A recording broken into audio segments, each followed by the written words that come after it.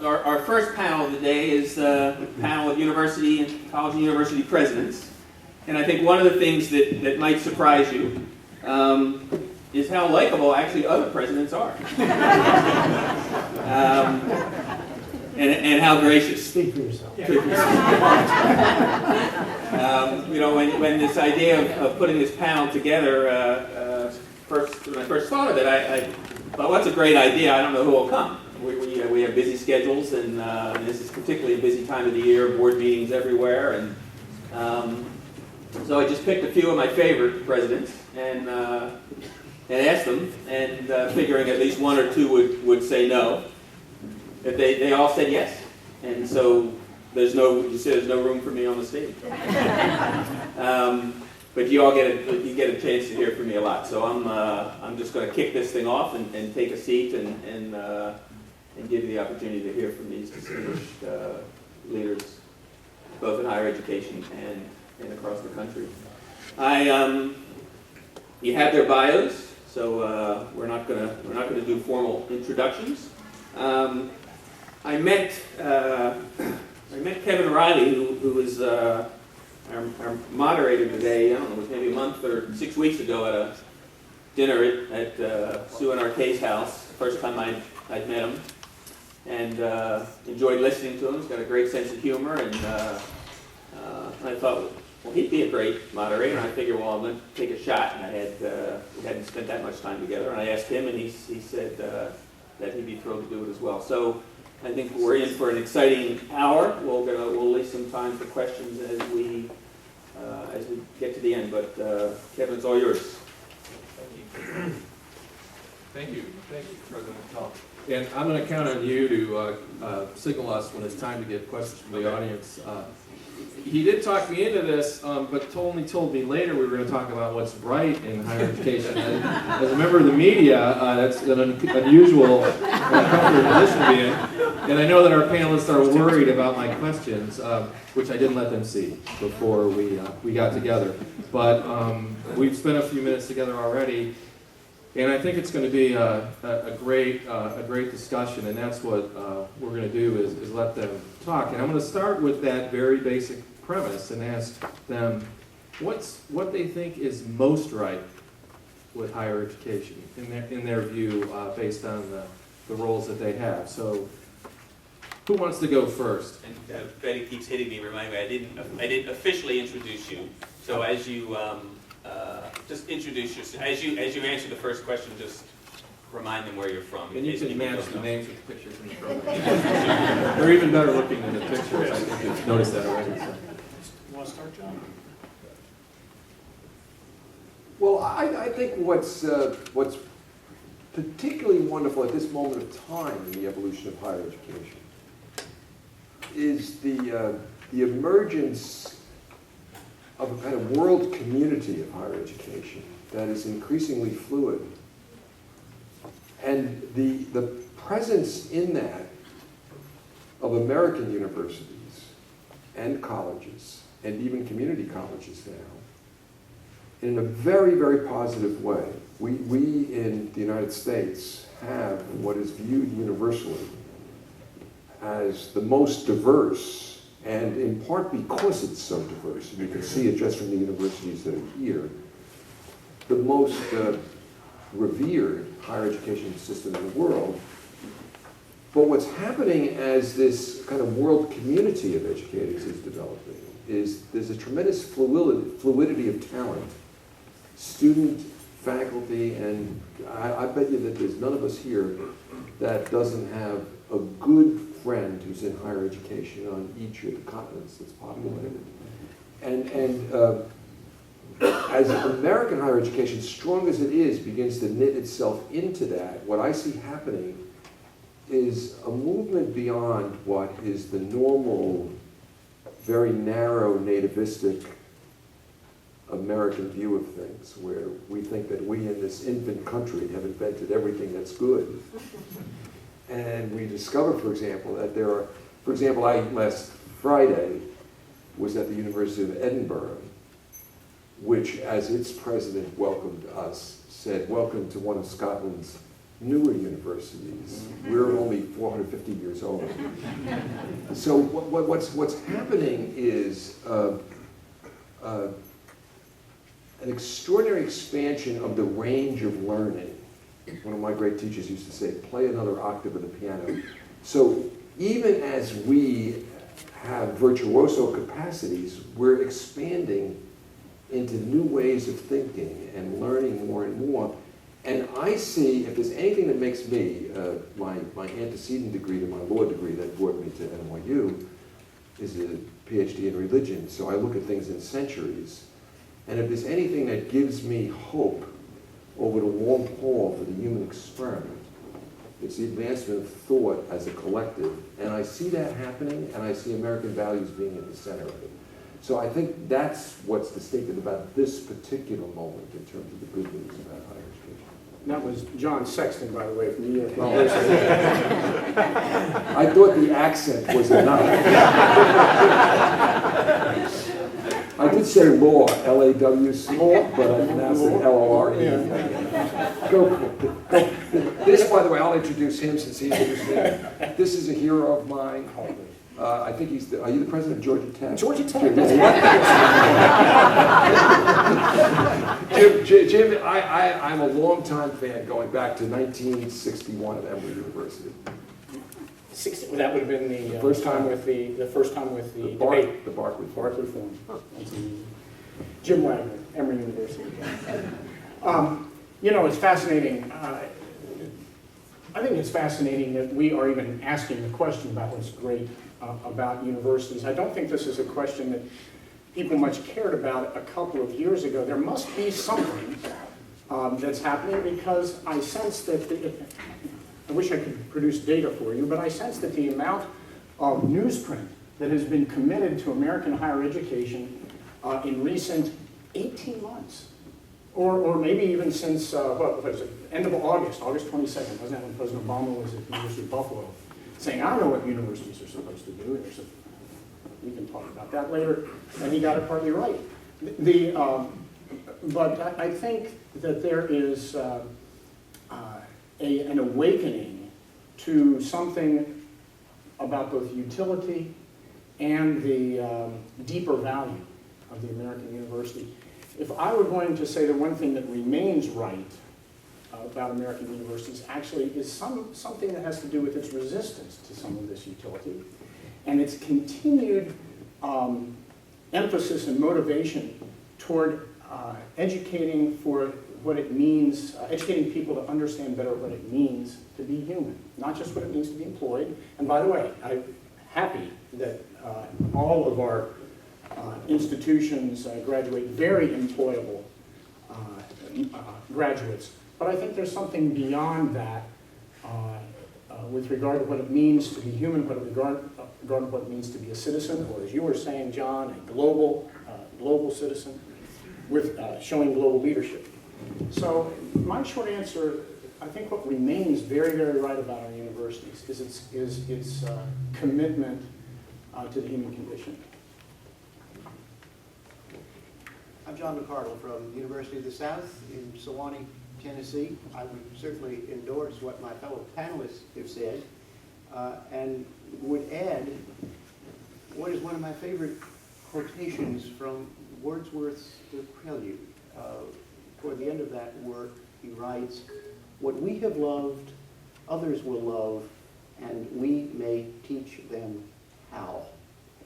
I don't think there could be a much more apt or succinct description of what higher education at its best does. We are educating for more than simply employable skills. We are educating, as has already been suggested, students to live a life of what we call civic engagement or civic responsibility. And we are educating them, when we do it right, as more often than not we do, broadly. Not necessarily for that first job, but for a lifetime in which many different opportunities will present themselves. I often say to my parents and my alumni, Judge us not by where your child may be working on the day after he or she crosses the platform. Check in 20 years or 25 years and see how well prepared this young person was for what came his or her way thereafter.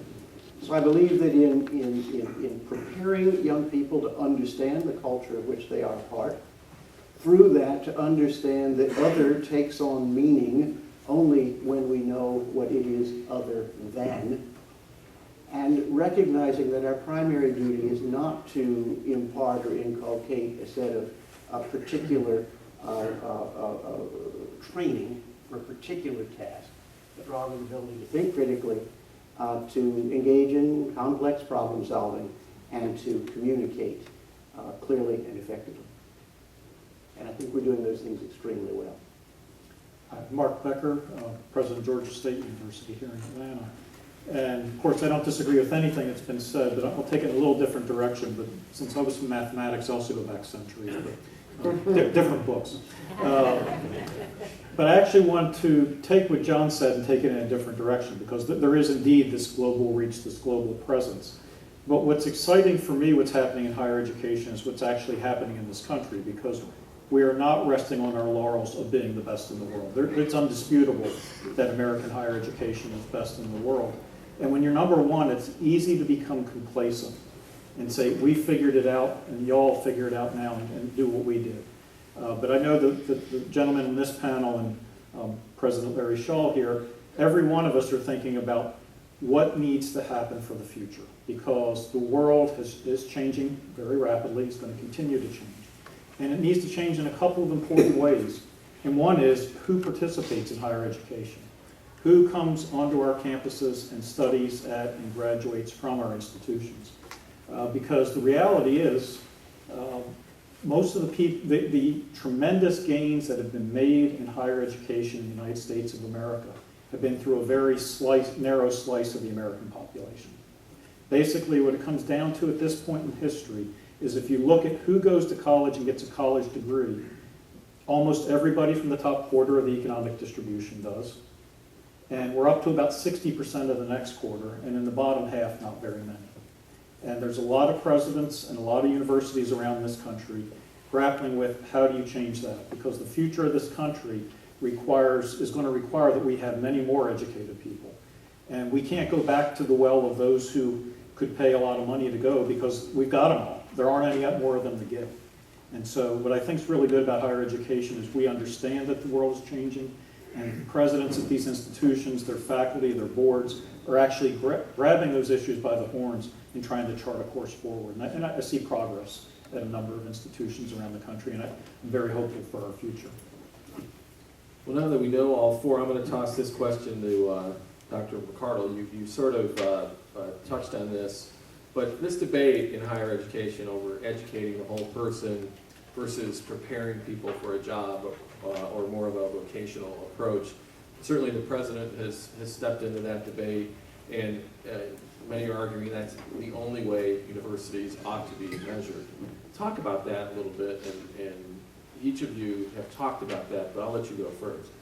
Well, thank you. I would disagree pretty strongly with the argument, the contention that the measurement of our success has to do with the particular job one holds upon graduation, the amount of money one earns in the year after he or she graduates. So much of what we do, and this comes across as sounding like academic fuzziness, but so much of the value of what we do does not lend itself to the kind of quantification and categorization that the equivalent swimsuit issues of certain national publications that delight in ranking us in all sorts of ways foster and are inclined to encourage. Does that sound to media? Not yours. One in particular. It's the top-selling magazine of the year, and we It's all a picture know it. book. Well, it is like the swimsuit issue in that we buy it for the articles.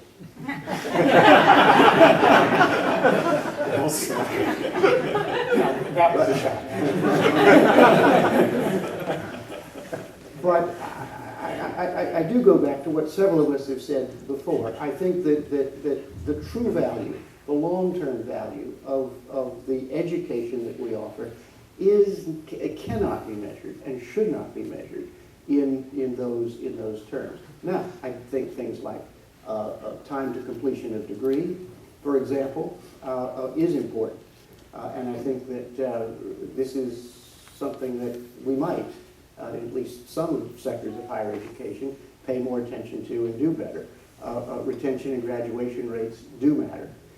But many of those other quantitative measurements, it seems to me, mislead the public into thinking that this is what the essence of higher education is all about, and I would disagree with that. I think it serves our case better, however, to be a little less resistant. Let me tell you what I mean. That you know that I agree with you. That President Obama began that, and he'd still be on that if it weren't for the other distractions in Washington. In fact, I think he had two parameters, right? How open are we to the broad swath of folks from a range of socioeconomic positions, and second, what are outcomes? And it's the first limiting definition, a limiting part of that definition is it's focused on the individual. When you step back, this country thinks it understands also incompletely the corporate good, if you will, the public good. They imagine that for the past, and this is true, for the past 6 or 7 decades, universities have contributed to the most innovative economy on the planet. We have been part of educating the most prepared and flexible workforce. And we have been understood to be a path for upward mobility. And we've helped people get jobs. I think those are all fine. What I'm saying about trying to be a little bit less resistant is to say it turns out almost all of those things are extremely robust byproducts of what we're really trying to do. Okay? And I think if we can find the means by which to say, that's fine, and we're proud of that, and we're comfortable with that, but please understand what has been the mission of education, of higher education, since before all of this was expected of us. I think that's a valuable approach. Remember, all of this that's been expected of us really only goes back, 150 years. Prior to that time, prior to the 1850s, the Bachelor of Arts was all that was given. They were so embarrassed when science finally was pressed into the academic scene that they gave everybody's bachelors of philosophies. It's true, and the remnant of that is the fact that engineers like myself have a doctor of philosophy still. But with the Morrill Act in 1850 establishing, hey, this is the universities could do great things for the agriculture and engineering. In 1945, Vannevar Bush, Science, the Endless Frontier. Hey, universities should be uniquely the American mechanism for pursuit of a national science policy. By the way, that is unique. Other developed economies at that time, more national labs, even science cities. And this country did something weird. They bet on their universities. And we won. Get a good job, get a good education. All those things became layered on us, and I think we need to accept them as healthy byproducts of what we do. And rather than push back and say, you're wrong, Mr. Obama, say, you're partly right, Mr. Obama, but here's what we really do. Jim, I'm wrong with that, because I don't think anybody layered it on us. We did it to ourselves. There's a body of literature that started in the 1980s, goes through the 1990s, comes out starting with the University of Chicago, which is the economic returns to education. We were the ones who did the research and wrote the articles and went around as universities saying, come to our universities and you will make this much more money in your lifetime. We're the ones that took this conversation in this direction, and now we're getting the sequelae of that. We're getting the consequences of that.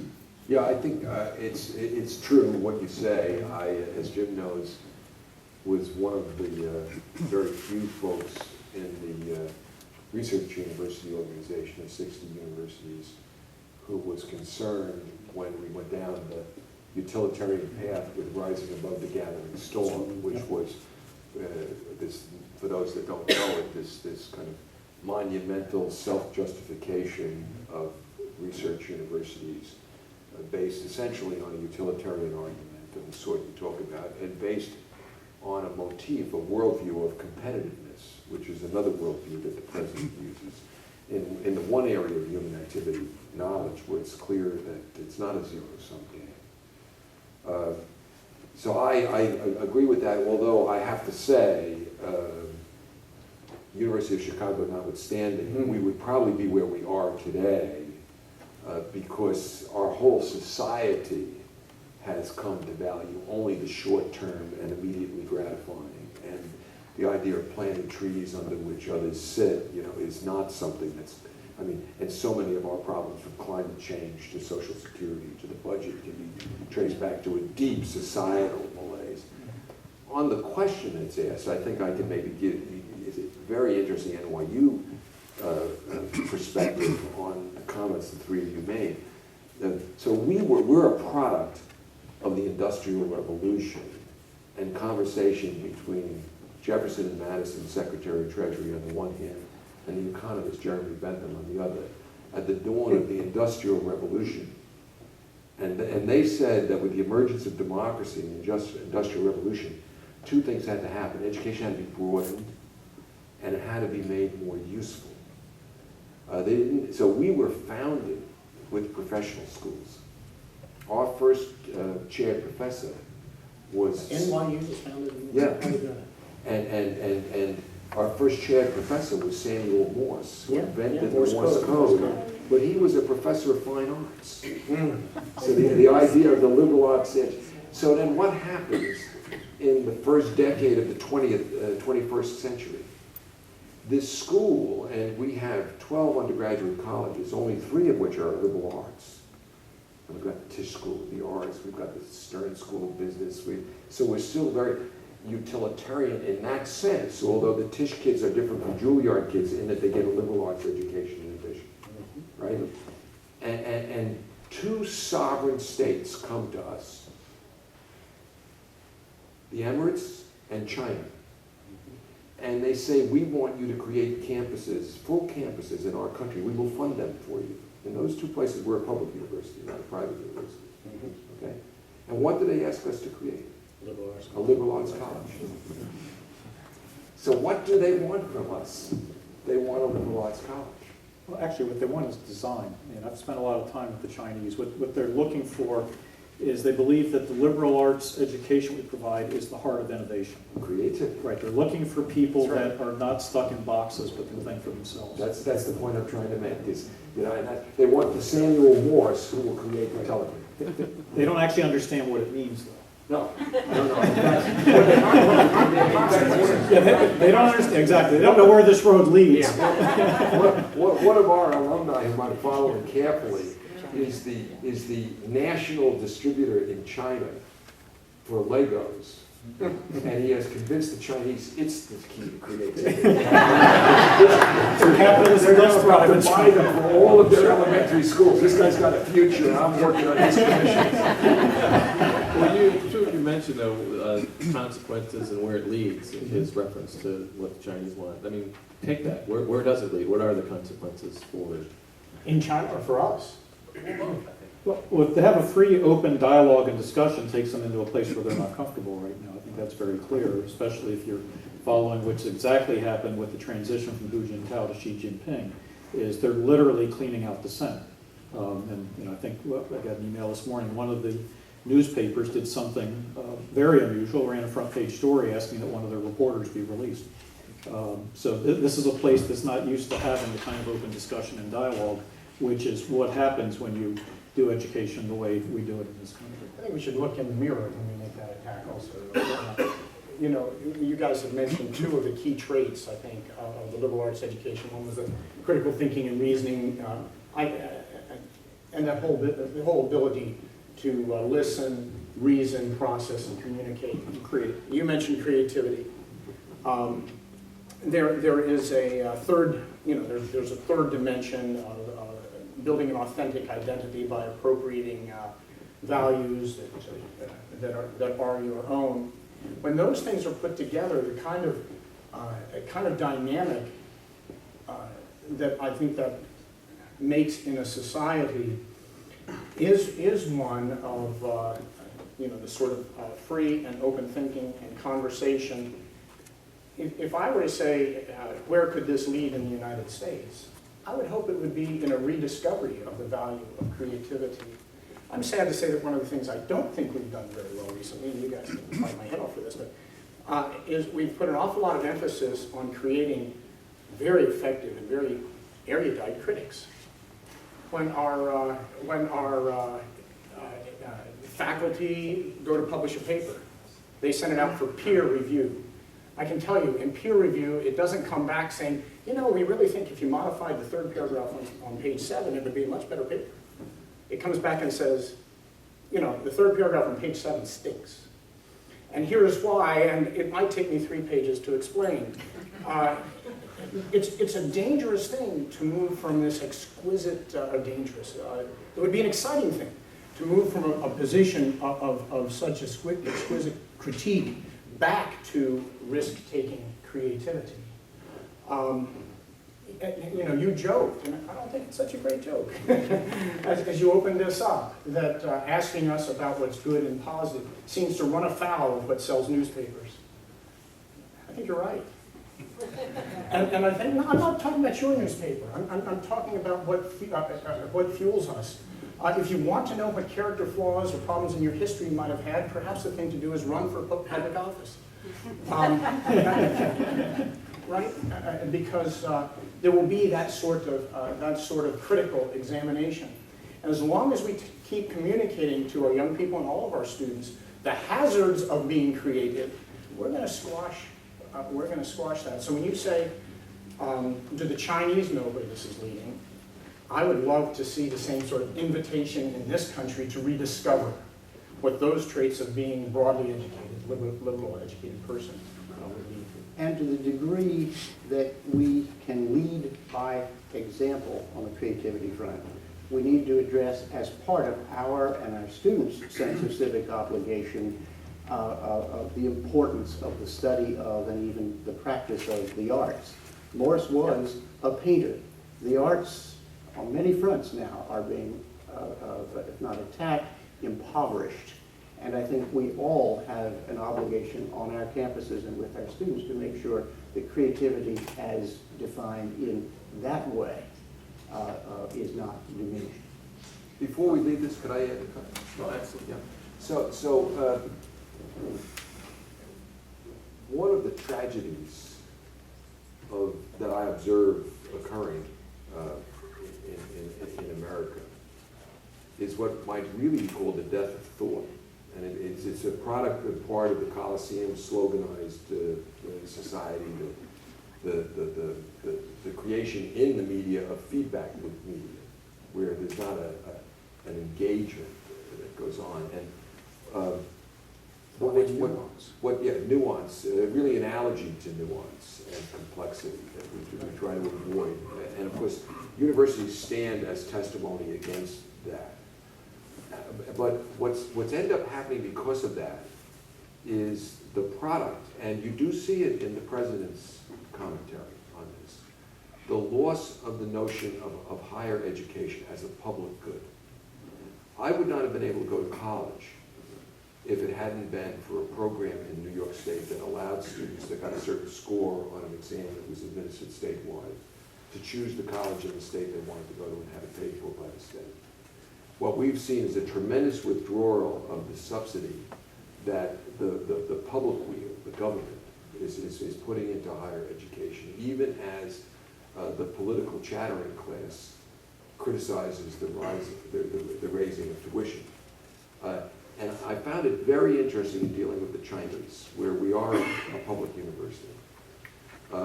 When I got to the issue of financial aid for students, and I said to them, because we'd already done Abu Dhabi, that we had to have the same policy in Shanghai we had in Abu Dhabi, and that was that no student would have to borrow, that the state would provide grants. We charge the same tuition in New York, Abu Dhabi, and in Shanghai, but that the state would provide the financial aid. And they said, we will do it for the international students, but not for the Chinese students. Not for the Chinese students. And I said, what do you mean? They said, half scholarships for the Chinese students. And I said, No, no, you haven't. An American politician would put it the other. They said, no, no, we are a Confucian society. And the primary obligation of a family is the education of their child. And we don't want to get to where you Americans are, where it's a home, which, by the way, we make tax deductible if you borrow for it, a car, a vacation, and then after that, an education. I was with the Secretary of Education at a conference where he condemned as too large the average debt after 4 years of college, always described in the media as outrageously high, at $28,000 for a 4-year education. And the reason he gave as to why that was undesirable was it prevented the graduates from buying their first car, for which they would borrow $28,000, and we weren't half as much as it was worth when they drove it out. So yes, it makes sense. Secretary of Education.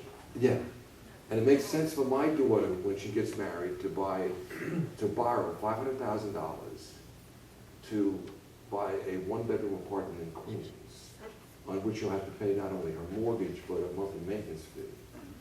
Okay, and we make that tax deductible.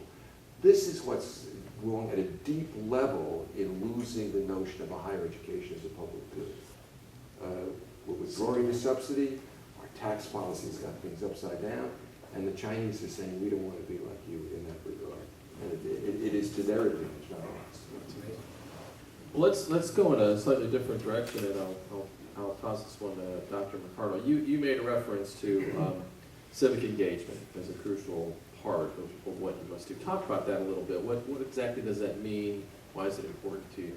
Well, I think it means a wide range of things, and one of the more gratifying occurrences that I think all of us have witnessed over the time that we've been in higher education is a growing level and breadth of participation by our students in a whole range of civic engagement opportunities, whether this is outreach in their own neighborhoods or mission trips or outreach trips to places in more distant parts.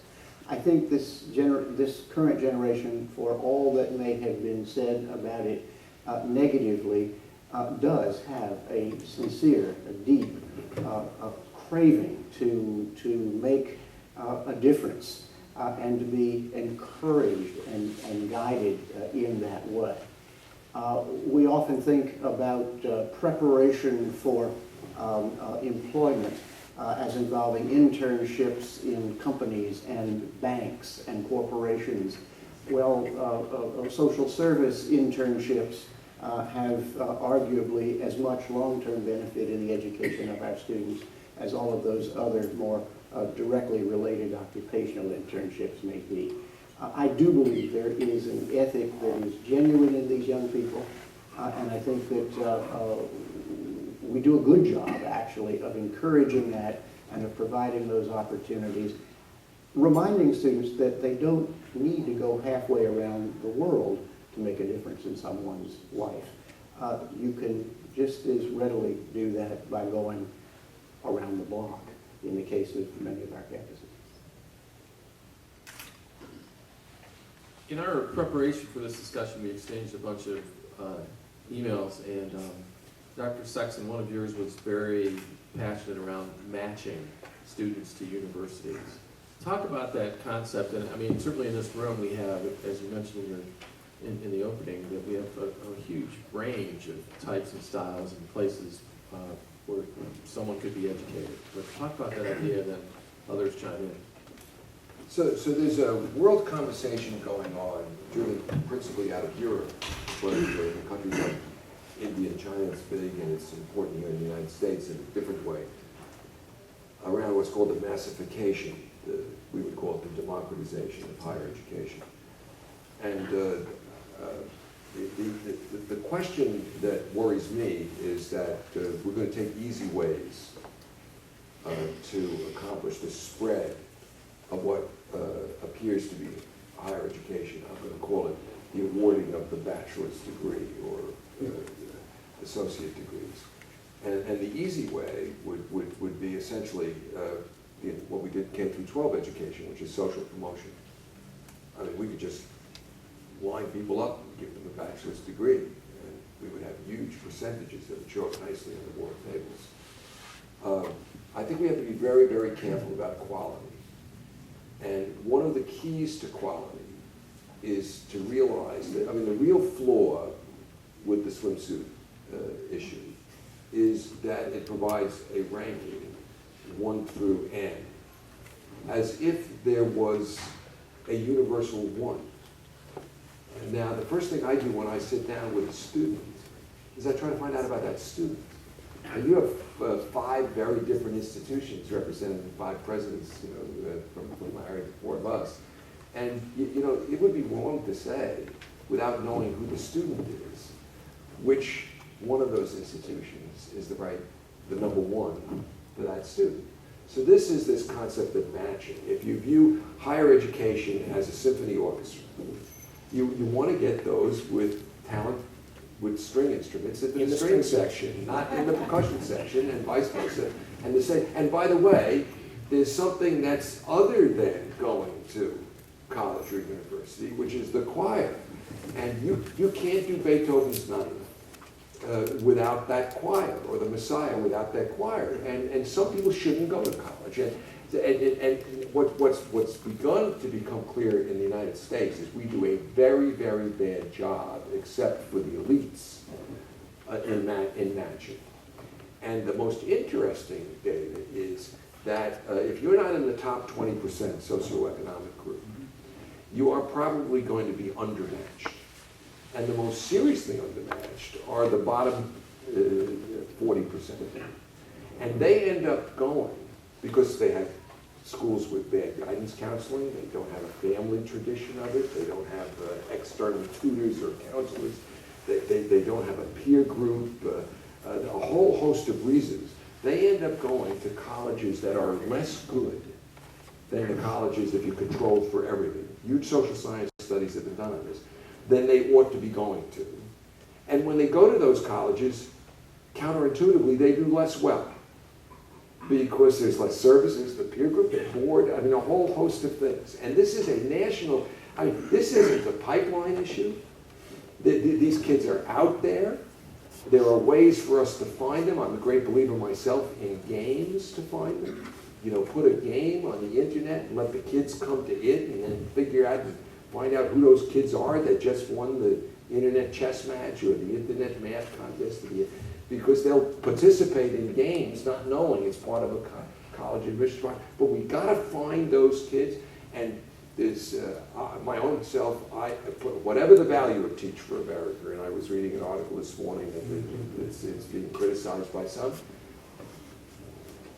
I would create a guidance counselors for America. I would have recent college graduates out there in neighborhoods that don't have information and let them guide first of all, raise the aspirations of kids and then create the problem. And I think this is bigger than the pipeline issue in my estimate, because the kids are ready and could benefit if we get them to the right place. But there's another issue for which at least some of us are at least partly to blame, and that is in the vocabulary that we use in supporting these students. And we've all used it and we've all heard it used. We talk about need-based financial aid on the one hand and merit financial aid on the other, as though in some odd way those receiving the need-based aid were not meritorious. We should call merit aid what it is, non-need aid. And we need to reconcile ourselves to the consequences of policies that award precious and finite financial aid dollars to those who do not need it, as opposed to those who do. The long-term consequences of this have already begun to be measured in studies that show that merit financial aid works to the disadvantage of many of those students who ought to be coming and could be coming, if we were able to meet their full need, to the strongest institutions. This may just be a pet peeve of mine, but I think we need to change what we call it and call it what it is, which is non-need financial aid. I'd be interested to know what you guys think about, we've been criticizing the magazine ratings. I find the data they collect to be very useful. I agree with you. I dispute the fact that it can all pushed into some algorithm, you come out with a golf score where the lowest number wins. But one of the pieces they do collect around this notion of matching is completion rate. Years ago, and I see enough with gray hair and without any at all to know that some of you remember the days when the freshman convocation was marked by those threatening comments that you were supposed to look to the left and look to the right. Only, one of you wouldn't be there in graduation and somebody's looking at you. It has changed, it's changed entirely. The admissions process now is an effort to see how close we can come to 100% completion. In other words, to try to get the kind of match you were talking about. Now, the fact that nationally that number is still, what, 57, 58% completion rate, and yet we have institutions that are at 96%. In the state of Georgia, I think we have one at 19%, actually.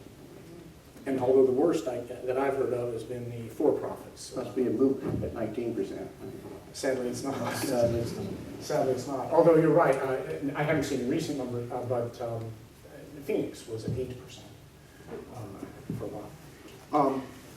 But the question I have for you guys: do you agree that that is one measure, one incentive to help us be doing a better job at the match meeting, the final phase? Yes. Yeah, I think absolutely it is.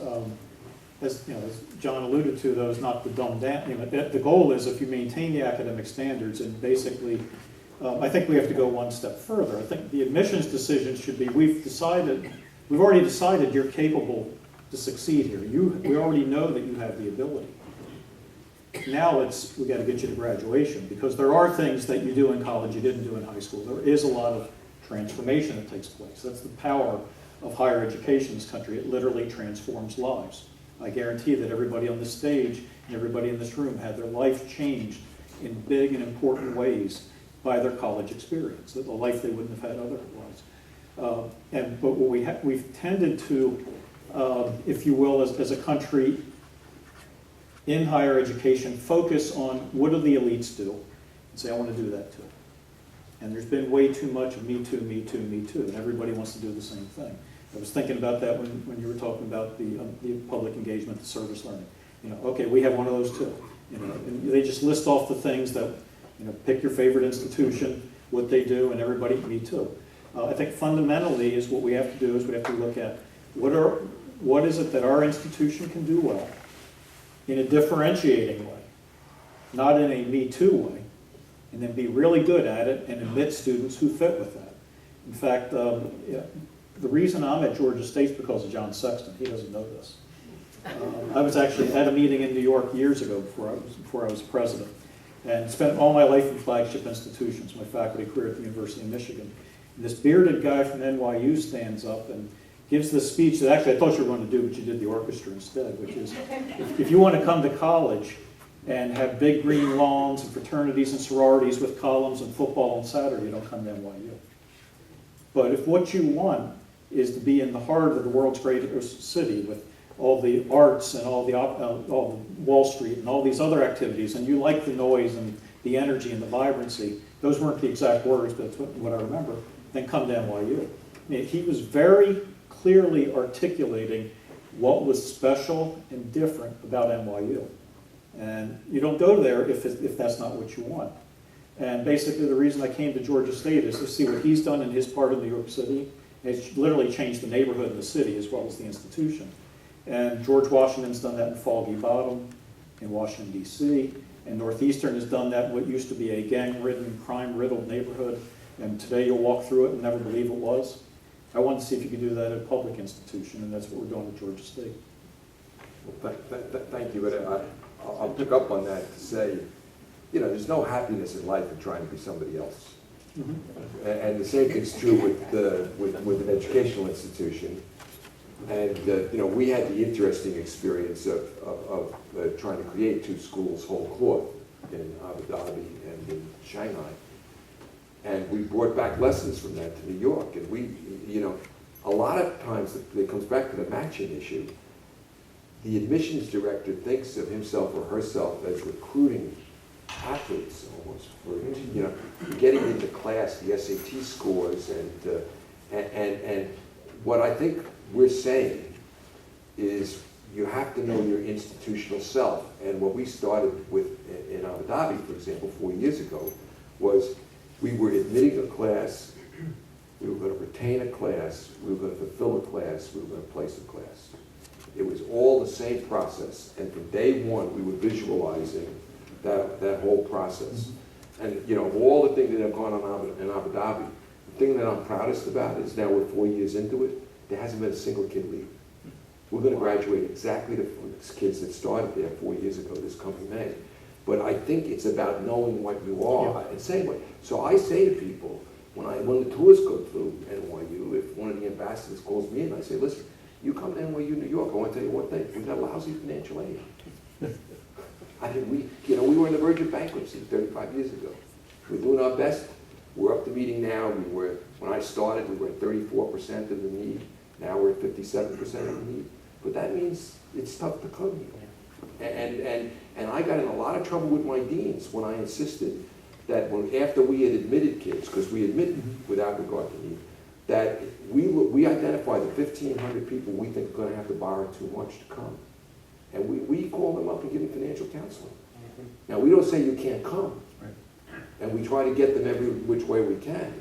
But we feel a moral obligation to say to them, do you understand what you're doing? And if we're not comfortable in ourselves, I mean, we got a $75,000 per student endowment. You know, our peer schools have multiples of that. God bless them. But it's not us. And we don't, you want Columbia with a nice, you can walk through a gate and be in a gated community. That's a great way to be in New York for some people. But from a guy from Brooklyn, you want to be with the street when you step out.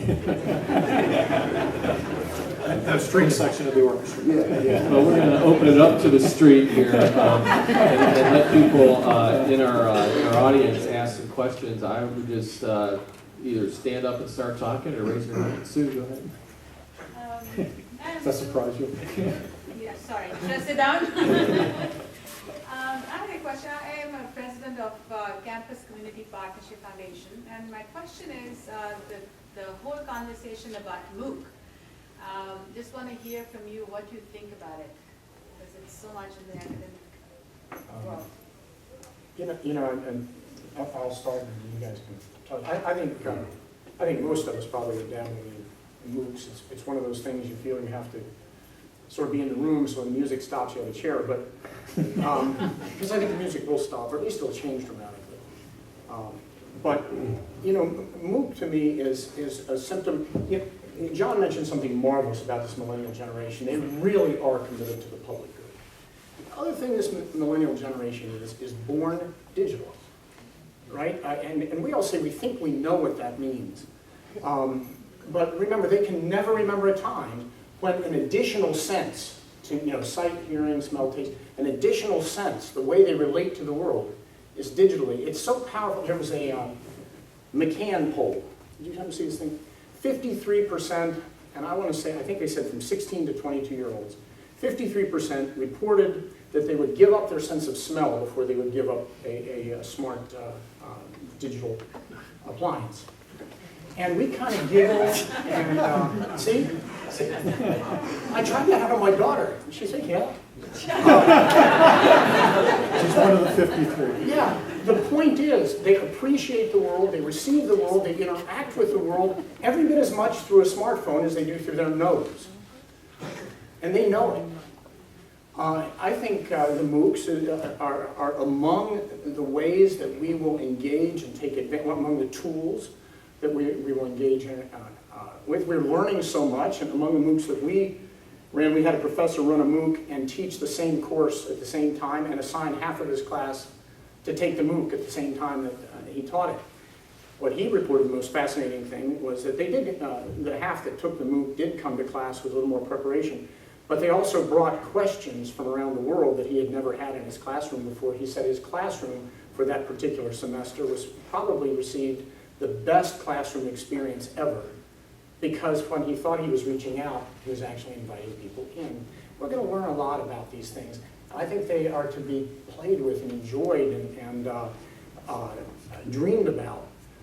But I think we need to keep in mind, particularly so long as we have a large traditional young student cohort, we need to keep in mind that we need to be playing with all and exploring all the possible tools and all the senses, including those that require recharger. I would second that. I think we will adapt to this latest thing as we have adapted to other things that were mistakenly thought to be about to cause our demise. It's a wonderful thing to have an opportunity to broaden the range of the educated.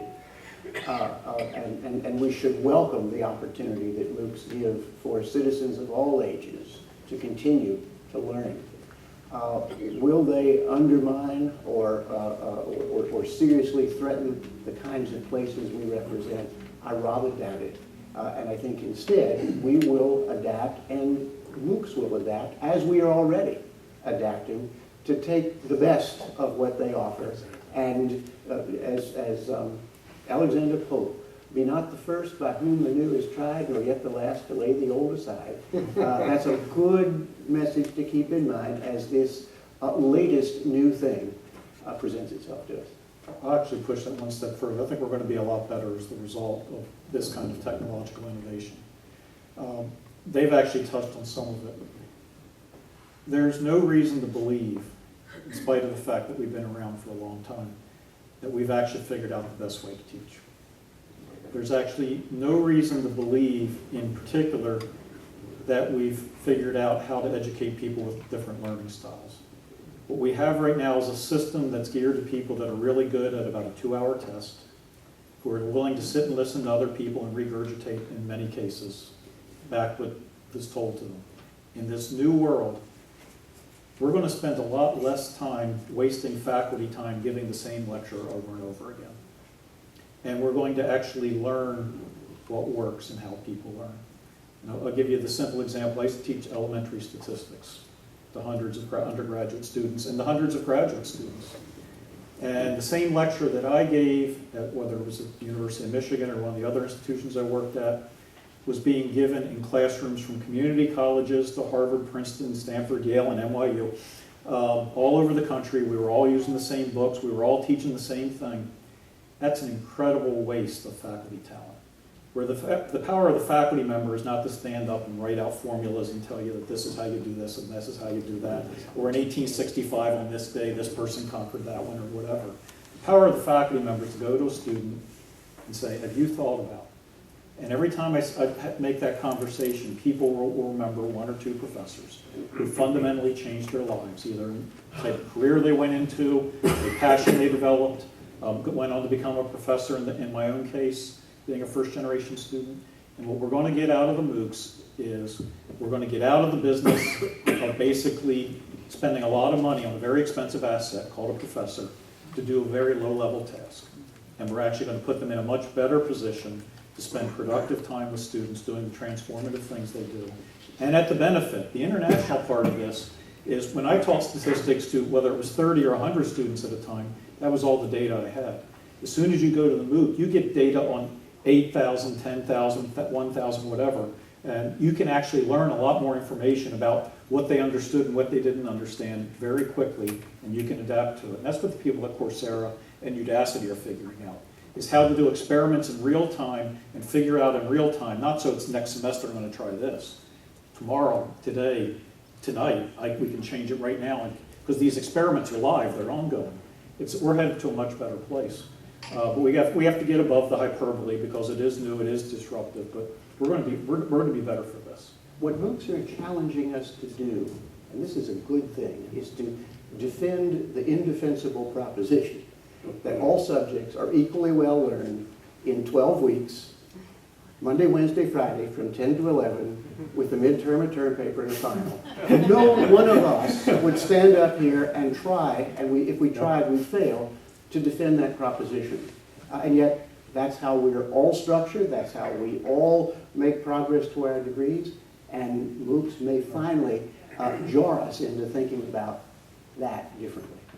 I can't add anything to what's been said, so I'll take a completely different tack quickly.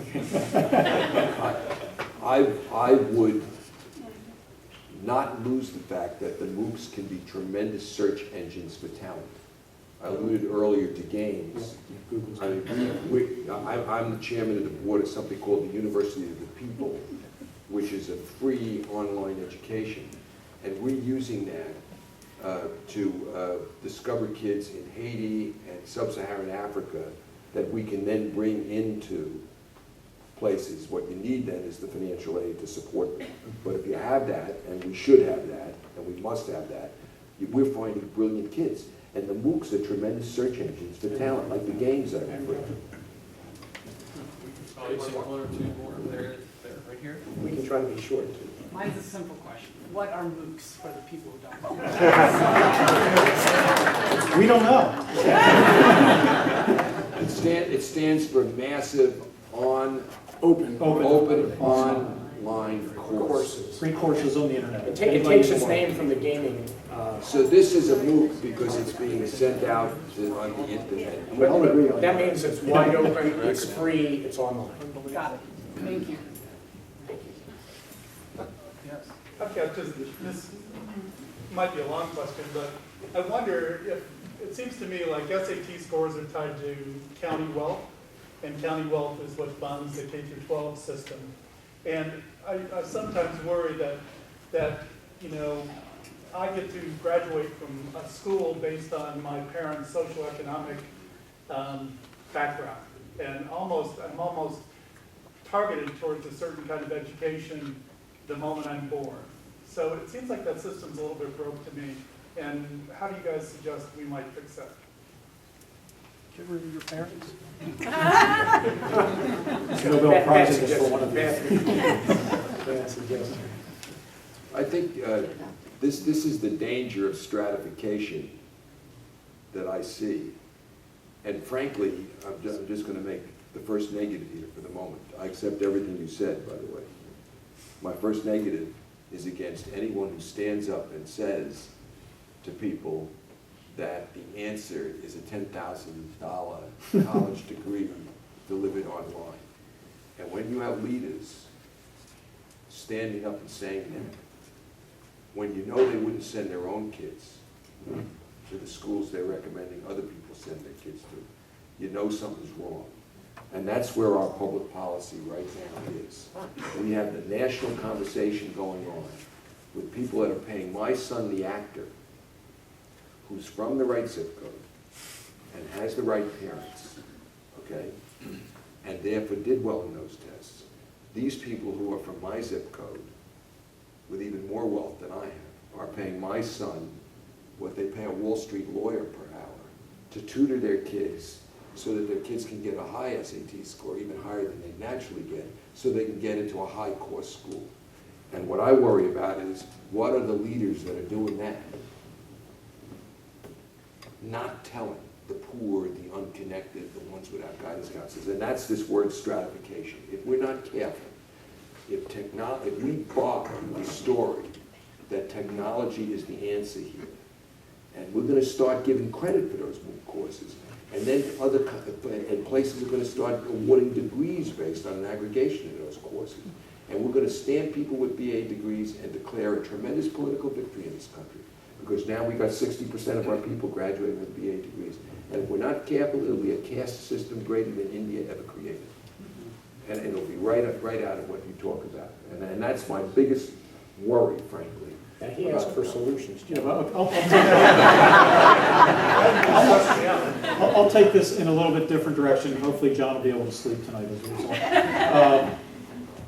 My institution is very different than the other institutions represented here. I've got 32,000 students, 24,000 undergraduates. That's not what makes me different. Over 53% of my undergraduates have federal Pell Grants. Like the question on MOOCs, what it means if you have a federal Pell Grant, it's a family of four that makes less than $35,000, possibly less than $30,000 a year. These kids come from low-income backgrounds. I also have the sons and daughters of executives of corporations in this country, the sons at least of elected officials all of you would recognize in this room. We literally have the United States of America, plus the United Nations in our student body, 159 nations represented in our student body. But because of who it is we educate, and our history also started as professional school, started as an evening school of business. Very practical in that way, but we actually, our College of Arts and Sciences, liberal arts, is our largest college. We work really hard at not only recruiting people who are ready for college, and the SAT was mentioned. We downweight the SAT because it measures socioeconomic status, not ability. We upweight what you took in high school and how you did in high school, because that's whether or not you're ready for college. Okay, so we start with the matching right up front. They came to me 2-3 years ago and said, we got about 100, 150 kids here who, if we admit them as one office wants to do, it's going to bring our SAT average down a point or two. And the provost is concerned that will take the SAT point average down because we've raised it 25 points. And I only asked one question. Would those kids graduate if we admitted them? And the answer was yes, because the SAT is not predictive. So what I'm getting at is there's a set of institutions in this country who have basically are grappling exactly with that issue. And the graduates of our institutions not only get jobs, they end up in the best graduate programs, the best law schools, the best medical schools all over the United States of America because they get a very high quality education. But not every institution is going to do that. I don't believe NYU is in the position to have enough financial aid to support all the students that we're able to support. And we have to do the kind of financial counseling you're talking about. In fact, we're moving into a world of big data trying to predict before they get in financial trouble who's on the path to it so that we can intervene. So I think there is a future here. It's being worked on. There's actually a consortium of about a dozen universities who are actually meeting, who are working on getting to a point where the things that are actually working at our campuses actually can be disseminated much more broadly. But we're in a learning phase, but we're also in a phase where we've moved the needle tremendously. We've raised our graduation rate 20 points in a decade, 20 percentage points.